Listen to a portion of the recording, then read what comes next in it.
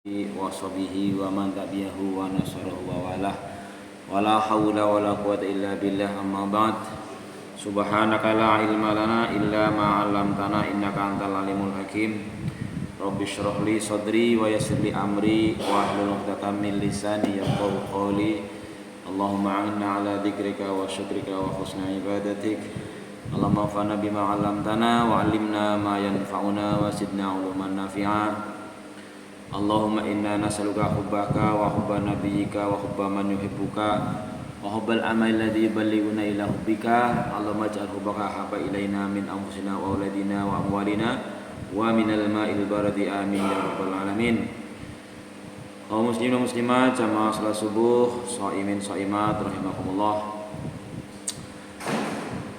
Mengawali kajian kita pagi hari ini memasuki hari yang ke-28. Hari ke-28.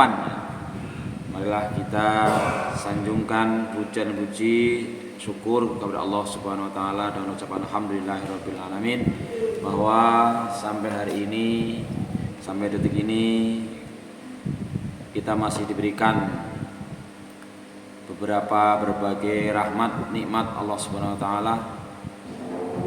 Nikmat iman, nikmat sehat, nikmat kuat, nikmat semangat. Mudah-mudahan kita bisa memanfaatkan waktu dengan sebaik-baiknya. Dan andaikan ini Ramadan kita yang terakhir, belum tentu tahun Ramadan depan lagi ketemu lagi, maka mudah-mudahan ini adalah Ramadan terbaik bagi kita, sehingga kita bisa memanfaatkan waktu dengan sebaik-baiknya untuk memperbanyak amalia-amalia sholihah, memperbanyak tabungan amalan, tabungan pahala dari Allah Subhanahu wa taala, yang mudah-mudahan kita nantinya kembali kepada Allah Subhanahu wa taala dalam kondisi terbaik, husnul khatimah. Amin ya rabbal alamin. Selawat dan salam tidak lupa kita sanjungkan, kita mohonkan semoga senantiasa tercurah pada junjungan Nabi besar Muhammad sallallahu alaihi wasallam, nabi akhir zaman, teladan sepanjang waktu, yang mudah-mudahan dengan berselawat kepada Allah, kepada Rasulullah sallallahu alaihi wasallam, kita diberikan kemampuan oleh Allah Subhanahu wa taala dan kemauan untuk bisa mengikuti sunnah-sunnahnya dan bisa berkumpul bersama beliau di jannahnya kelak. Amin ya rabbal alamin. Para shaimin shaimat rahimakumullah, memasuki hari-hari terakhir, mungkin tinggal 2 hari lagi ya, 3 hari. Insyaallah Idul Fitri hari Senin. Hari Senin ya. Sekarang Jumat, Sabtu, Ahad. Insyaallah hari Senin. Maka pertama kita manfaatkan waktu, karena ini di hari-hari terakhir, kita manfaatkan waktu untuk beriktikaf. Walaupun pemahaman iktikaf itu tidak harus semalam suntuk di masjid, tetapi ya minimal keberadaan kita di masjid kita niati untuk beriktikaf. Yang kedua,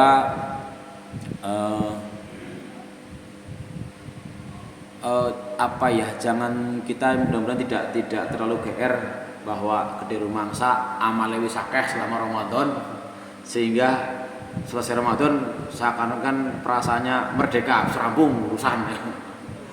Ya. Jadi di rakaat pertama kita bacakan ayat ya ayyuhalladzina amanu taqullaha wal tanzur nafsum ma qaddamat lighad. Memang kita diajari oleh Allah Subhanahu wa taala supaya merenungkan, menalar, memikirkan apa yang sudah dikerjakan buat persiapan esok.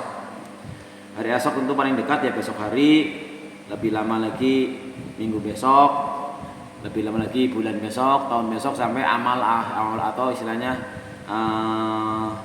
hari akhirat, hari besok-besoknya. Tapi dalam hal ini kita juga diperingatkan jangan sampai kita termasuk orang yang muflis. Muflis itu orang yang bangkrut.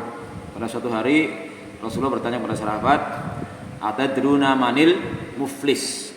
Wahai para sahabatku, apakah kalian paham siapakah orang-orang yang bangkrut itu? Mereka menjawab, "Al-muflisu fina ya Rasulullah man la dinar wa la dirhamalah." Menurut kami orang yang bangkrut itu orang yang tidak punya uang, hartanya habis. Itu kalau istilahnya saat ini kita misalnya juga berpendapat seperti itu, ya wajar saja. Ketika zaman Rasulullah saja sahabat juga ada yang berpendapat seperti itu. Tapi setelah kita diberitahu oleh Rasulullah SAW, al-muflisu, orang yang muflis itu yang dimaksud oleh Rasulullah adalah orang yang mengharap Allah dengan amalan-amalan baiknya.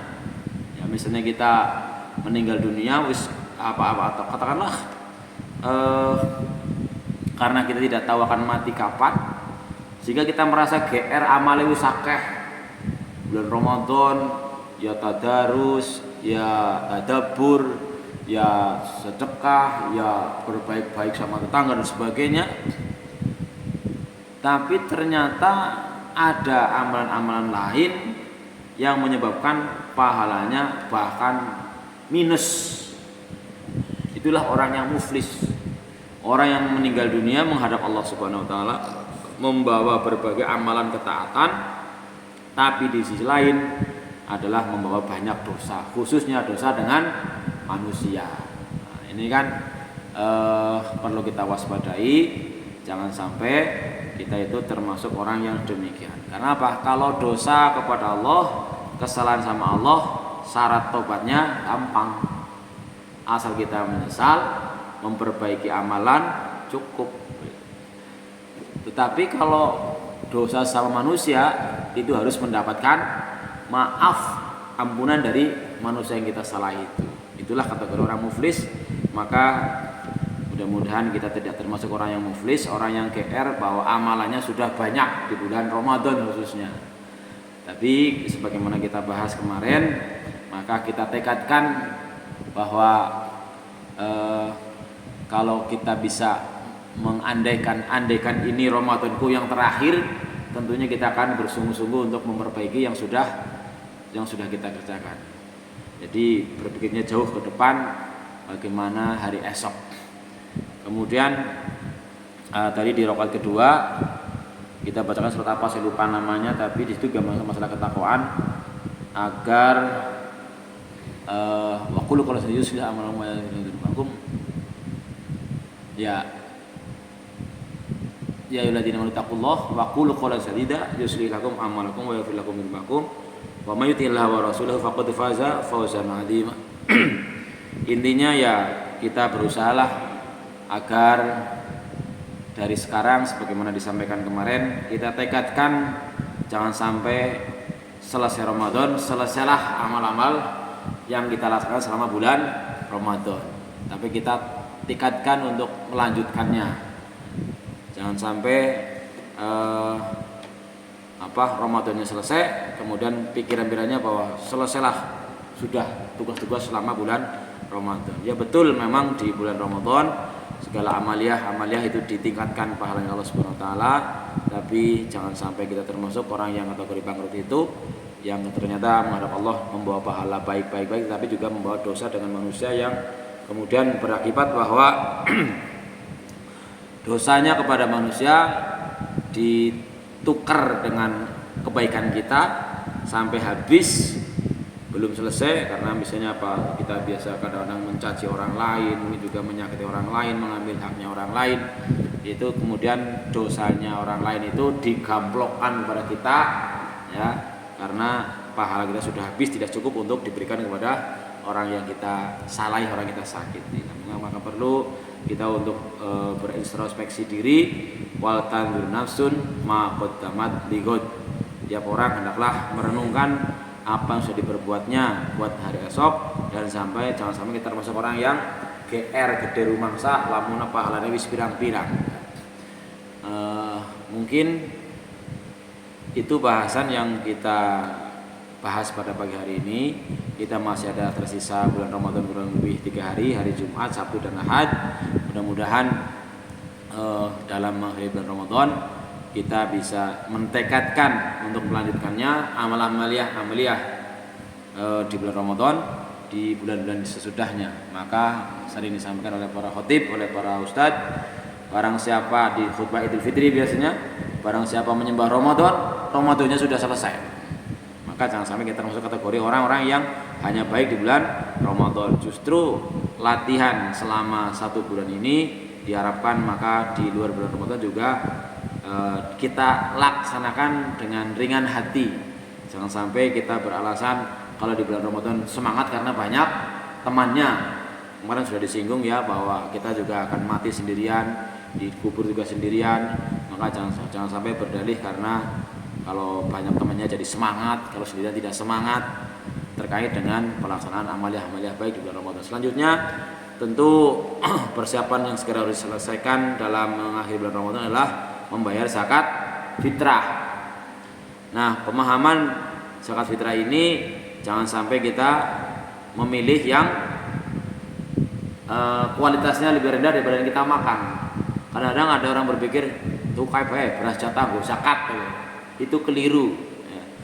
Kalau Allah berfirman, wala tayammamul khabitha minhu tunfiquna walastum bi akhidhi illa antum fi.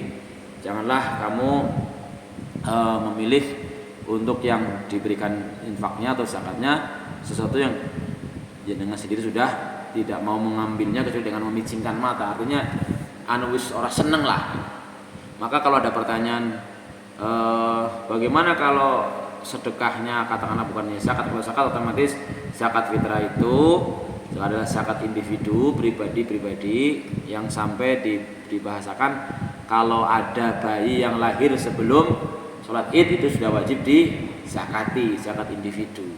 Ini kalau takaran ukuran dari pemerintah atau dari Basnas adalah 2,8 namanya atau 2,7 sekian, maka ya kita bulatkan sajalah 3 kilo itu tentu lebih baik. Kemudian minimal yang kita zakat fitrahkan adalah makanan pokok yang biasa kita makan.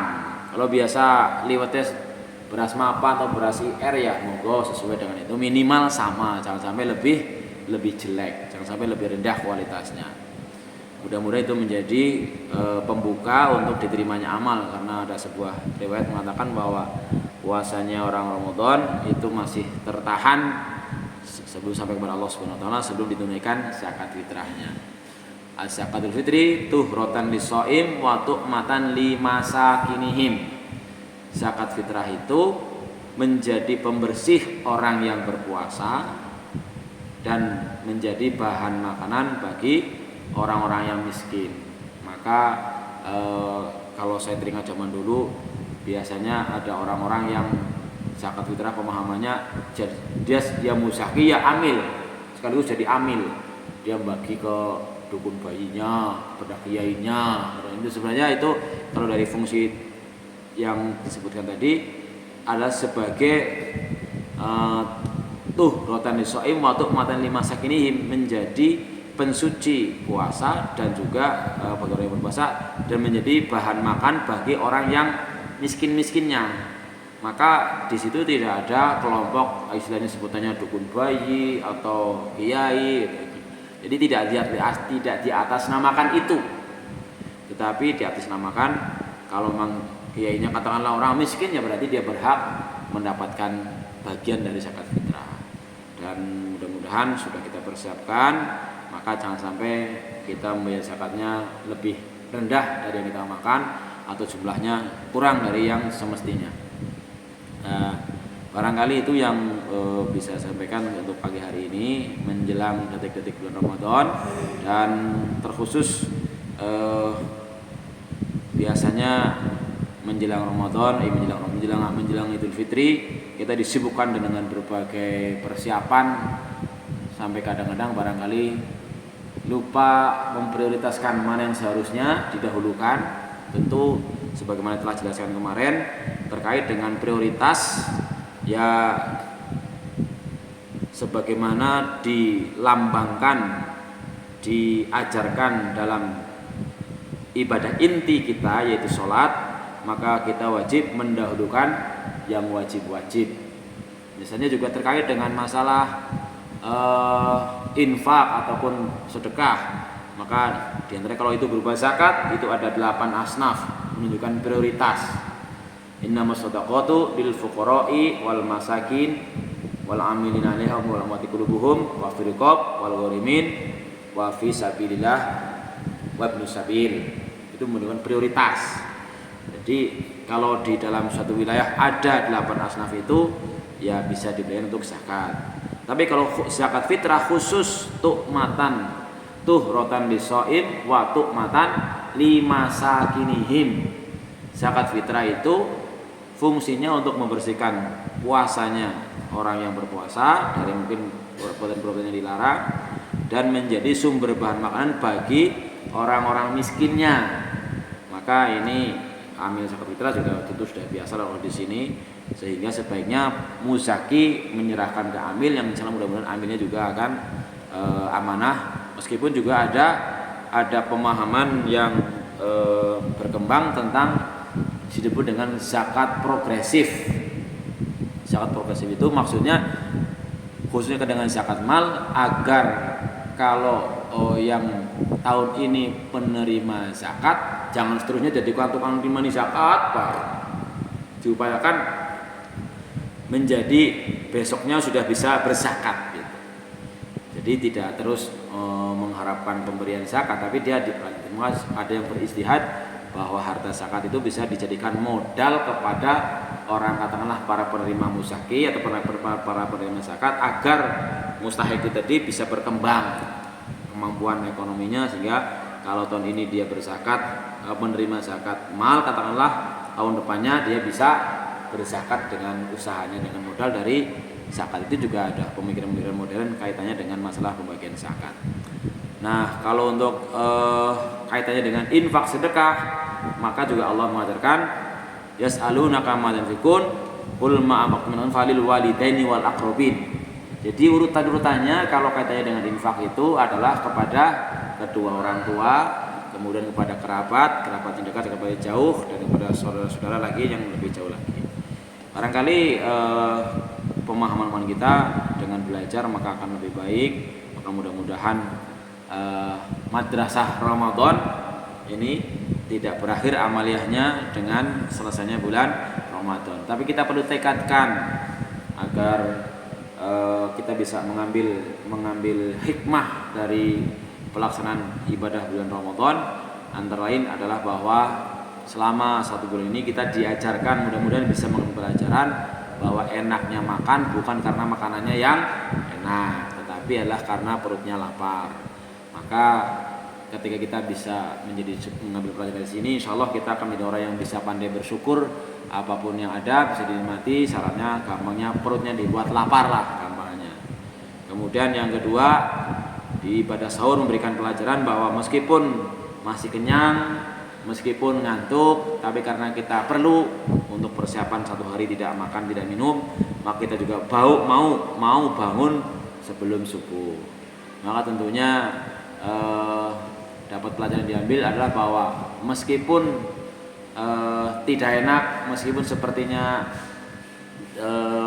masih punya bekal, masih kenyang, tapi karena untuk memikirkan jauh ke depan, seperti tadi wal tandur nafsu ma qaddamat lighad, maka kita mau berbangun-bangun untuk makan sahur. Fa inna fis sahuri barakah. Sehingga mudah-mudahan di luar Ramadan juga kita kegiatan seperti itu tetap kita laksanakan dengan adanya, paling tidak kalau di bulan Ramadan setiap hari kita lakukan, ya di luar Ramadan minimal seminggu 3 kali atau 5 kali, yaitu misalnya hari Senin, hari Kamis, hari Ayamul Id, dan selanjutnya. Dan paling terdekat adalah nanti di bulan Syawal ada puasa Syawal yang disabdakan Rasulullah SAW, man shoma ramadhana summa atba'ahu sittan min Syawal faka'annama shoma dahr.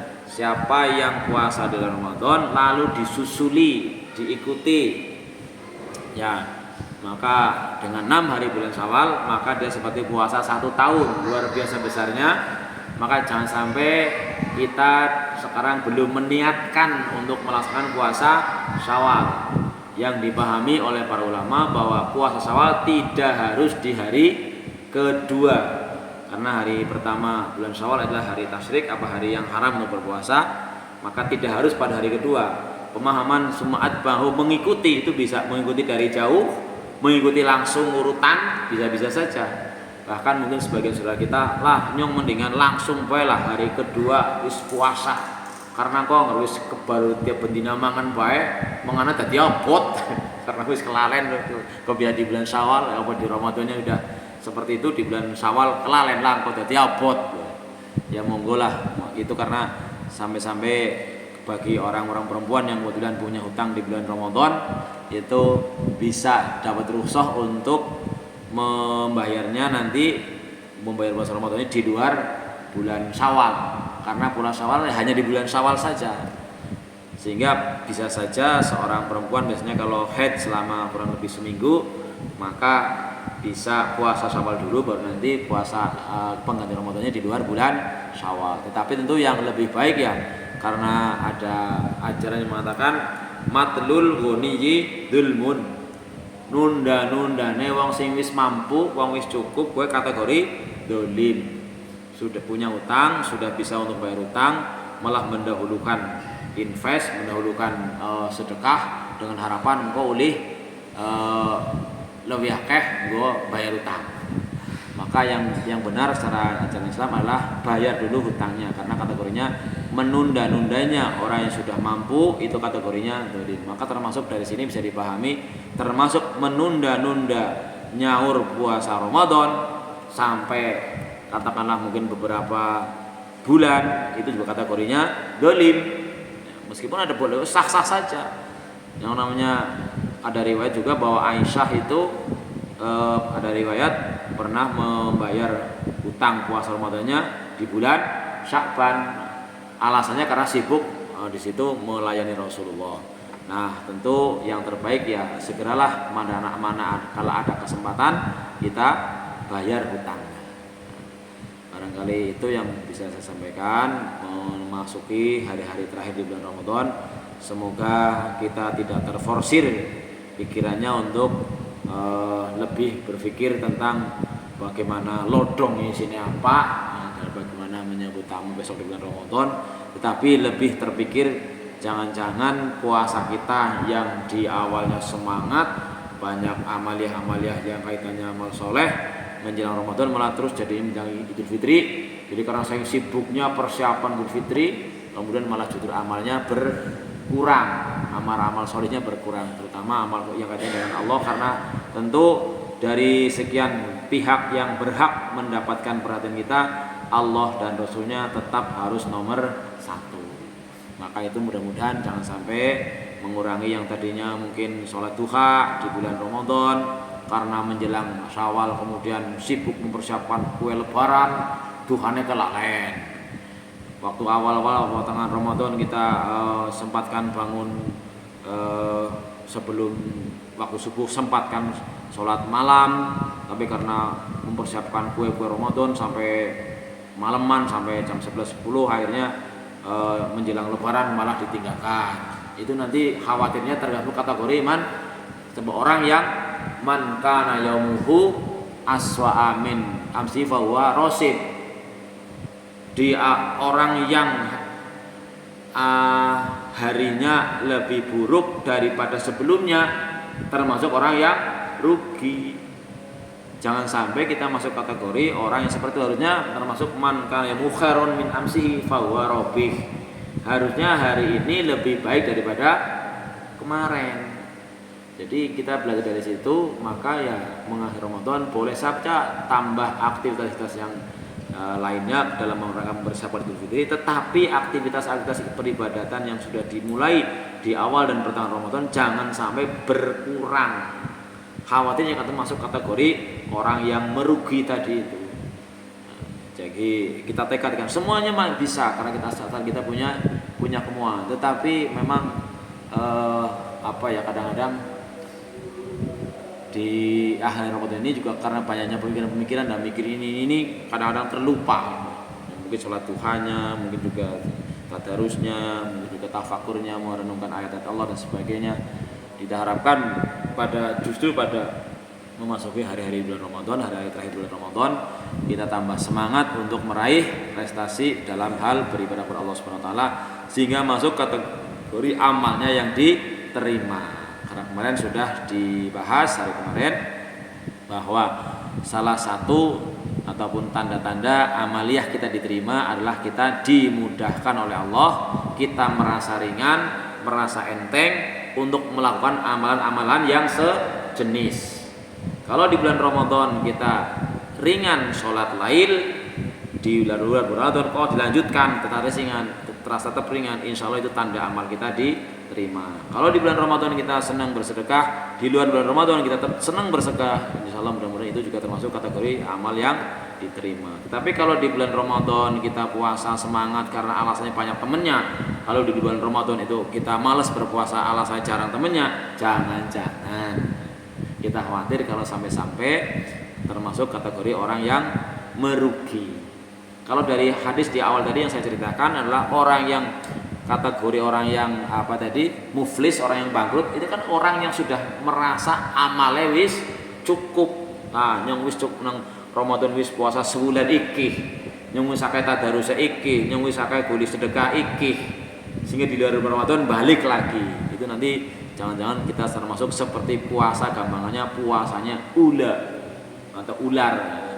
Sebelum puasa yang ngiguni, bar puasa tetap ngiguni. Nah, kita mudah-mudahan bisa menjadi orang-orang yang digambarkan oleh Allah Subhanahu wa taala sebagaimana puasanya seekor ular atau ulat yang setelah dia puasa jadi kepompong ketika puasa, lalu keluar jadi kupu-kupu sampai mati tetap jadi kupu-kupu. Mudah-mudahan itu bisa memotivasi kita untuk bertekad untuk mempertahankan bahkan meningkatkan amaliah-amaliah kita di bulan Ramadan, untuk kita tetap laksanakan di luar bulan Ramadan. Jangan berpikir lah kan ora wajib. Karena nanti urutannya adalah ketika kita di hari kiamat dihisab oleh Allah Subhanahu wa taala, pertama akan dilihat amalan-amalan wajibnya. Itu yang pahalanya paling besar.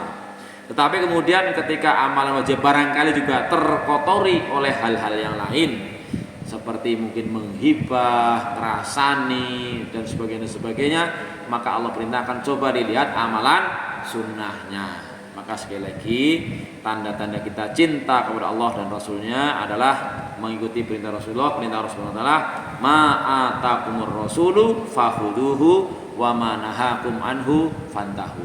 Apa yang Rasulullah contohkan sudah lakukan saja, nggak usah berpikir itu wajib atau tidak wajib. Apa yang Rasulullah cegah tinggalkan saja, tidak usah berpikir itu makruh atau haram atau tidak. Pokoknya seperti itu. Mastata'tum, semampu mungkin. Karena kita seringkali membatasi diri, lanyong orang mampu padahal anu mampu. Ya tentu yang bisa yang bisa menentukan kita mampu atau tidak ya kita sendiri, tetapi juga ada hukum Allah. Jangan-jangan kita merasa menghakimi diri saya tidak mampu, tapi menurut Allah ya jenengan mampu lah, bukti ini nyatanya selama Ramadan ya bisa gitu kan. Berarti kan Allah juga akan menghakimi bahwa ahsan alaihissallahu pada surat Atin itu ya kamil hakimin. Allah adalah hakim yang paling bisa menghakimi. Kita juga menghakimi diri sendiri. Nyong anggaran orang Ramadan lah orang mampu kayak gitu. Kenapa Ramadan mampu? Kemudian ditelusuri alasannya, lah Ramadan udah akeh kancane. Ya silakan. Maka saya teringat akan seorang teman Dr. Sukemi itu. Beliau cerita bahwa awalnya beliau senang puasa Daud, tapi kemudian karena anak-anaknya maunya puasa Senin Kemis, akhirnya dia ikut anak-anaknya daripada nanti anaknya kurang semangat. Itu luar biasa itu bukan lulusan pesantren. Tapi dia cerita bahwa anak-anaknya dari yang terkecil sampai yang besar semangat untuk puasa Senin Kemis. Akhirnya Dr. Sukemi yang tadinya ingin puasa Daud mengikuti anak-anaknya untuk bisa puasa bareng keluarga. Luar biasa. Maka ya kita mestinya bisa belajar dari situ bahwa kita berusahalah bagaimana menciptakan iklim, menciptakan suasana yang kita bertekad masuk surga bersama-sama. Tetapi ya memang juga ada contoh ya, karena di Al-Quran ada contoh-contoh seperti keluarganya Fir'aun, istrinya taat, suaminya tidak taat.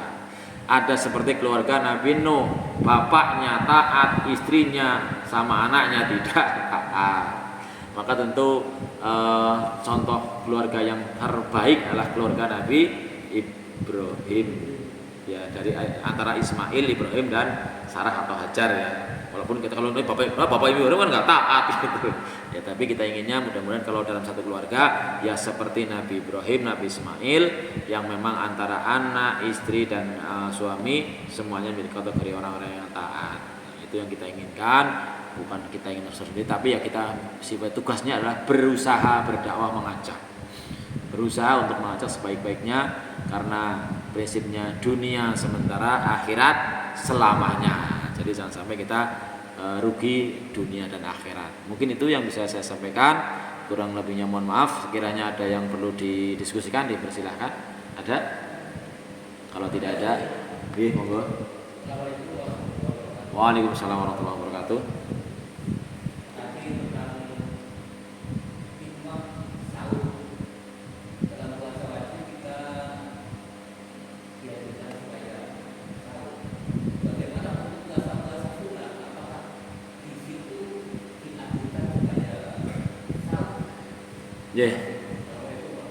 Waalaikumsalam warahmatullahi wabarakatuh. Di bulan Ramadan kita disunahkan puasa sahur ya.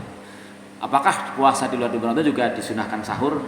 Pertama terkait masalah istilah wajib, sunnah, mubah, haram, makruh, kemarin sudah disebutkan ya, itu formulasi dari para ulama.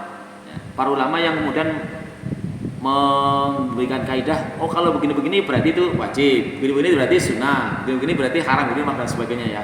Tetapi kalau dilihat dari pesan Rasulullah masalah sahur adalah tasahharu fa inna fi sahuri barokah, itu tidak terkait dengan hanya di bulan Ramadan saja. Bahkan terkait dengan masalah sahur ya tadi tasahharu fa inna fi sahuri barokah. Pokoknya pesan Rasulullah, sahurlah kalian karena sahur itu mengandung keberkahan. Maka di sini kita harus memahami bahwa berkah itu ziyadatul khair, tambahnya kebaikan. Sehingga meskipun kita perasaan masih lah nyong isi warik lah nyong kuat ora sahur, ya tetap sahur walaupun hanya seteguk air gitu. Nah, maka pemahaman bahwa apakah disunahkan sahur di luar bulan puasa Ramadan, ya menurut saya dari pemahaman itu hadisnya kan umum, tasahharu fa inna fi sahuri barokah. Sahurlah kalian gitu. Walaupun seteguk air misalnya gitu, walaupun hanya kurma satu, bukan harus sampai kenyang, tapi ya yang penting ada tindakan seperti itu. Yang kedua bahwa kalau puasa sunnah di luar bulan Ramadan itu tidak harus diniati di malam harinya, karena ada riwayat bahwa satu hari Rasulullah tanya pada Aisyah, ini luar biasa, wahai Aisyah, apakah adakah sesuatu yang buat kita sarapan? Lalu bilang tidak ada makanan apa-apa. Ya udah kalau gitu aku niat puasa saja. Itu kan sudah tidak dari awal. Tapi kalau yang di bulan Ramadan diserahkan supaya berniat. Walaupun ada pemahaman bahwa niatnya ada yang bisa di awal, yang penting kayak misalnya nawaitu soma ghadin an adai fardi syahri Ramadan, itu maknanya sebulan penuh gitu. Ada yang ada disebut dengan fasri Ramadhani, katanya tiap malamnya berarti besoknya itu.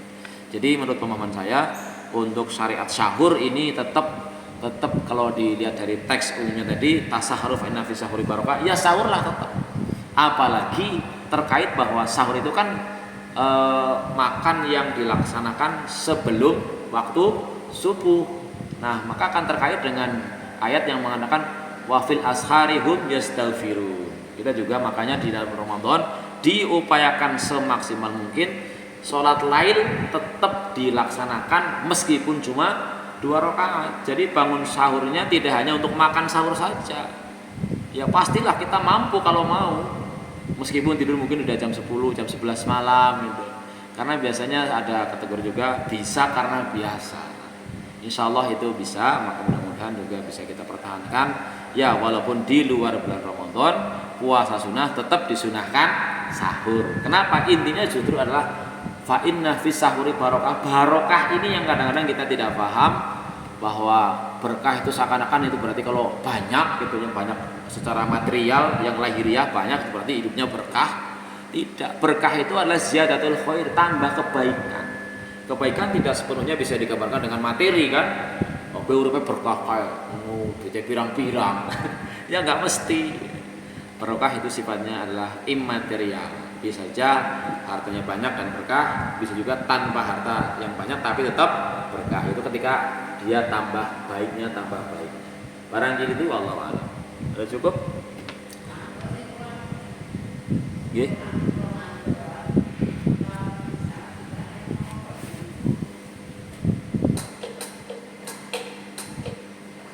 Pripun? Zakat fitrah di luar Ramadan? Oh, nggih. Nggih, ini pendapat ulama bahwa zakat fitrah itu boleh dibayarkan sejak awal Ramadan. Paling akhir itu sebelum sholat Idul Fitri. Kalau sudah sholat Idul Fitri baru dibayarkan, itu namanya bukan zakat fitrah lagi tapi sedekah biasa. Nah, fungsi zakat fitrah adalah zakatul fitri tuhratan lis-shaim anil-lagwi wal kharafas wa tu'matan limasakinihim. Jadi zakat fitrah itu adalah sebagai pembersih orang-orang yang berpuasa, yang barangkali kan kita lah yang namanya orang puasa ya kadang-kadang ya ada ngerasain ini ya. Ini puasa Ramadan ini penuh, orang ngerasain mboten? Ngrasane kowe ngomong elek wong tapi nyata kowe ngrasane ora nang ngarepe. Angger ngomong karo wong langsung tuh ngrasani, tapi wong ora kita ngomong elek kayak ini jenengane ngrasani. Lah gitu makane. Nah itu kan termasuk berarti tetep kayaknya kulo-kulo kita sing ngrasani kayaknya sing ngrasani wong juga lho. Itu tuh rotan isoimi anil lagwi warofas, dari perbuatan-perbuatan yang seperti itu. Iku dunia kan ora, karena apa? Tubali man saholathu aibuhu an uyubi ghairihi. Beruntunglah wong sing kekurangannya siji pada dirinya, tidak sehingga bikin dia sibuk sehingga tidak sempat ngurusi elek wong liya. Ning biasane lho kayak gajah di pelupuk mata tidak kelihatan.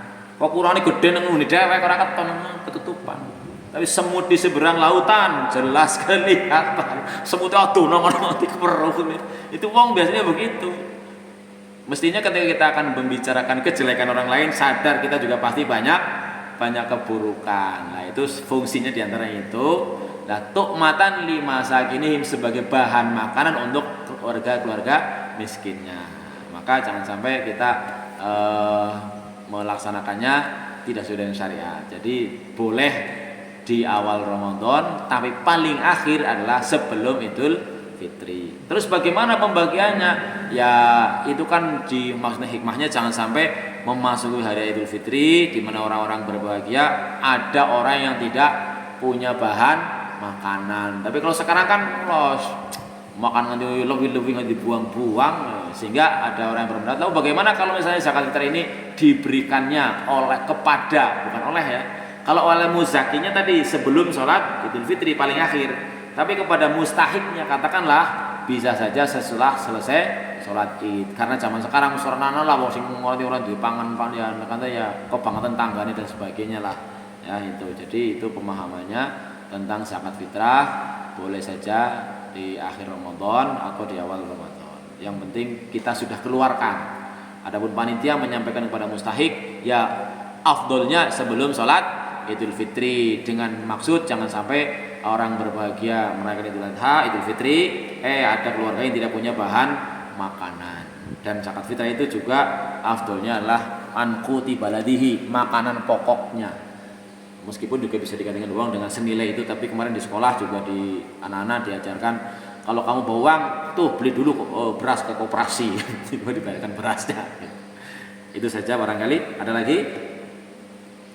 Kalau nggak ada, dicukupkan.